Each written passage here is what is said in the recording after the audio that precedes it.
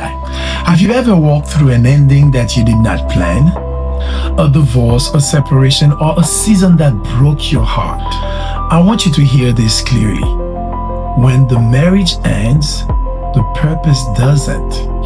Over the past couple of years, God has taught me powerful lessons about faith, identity, rebuilding, and starting again with clarity and intention.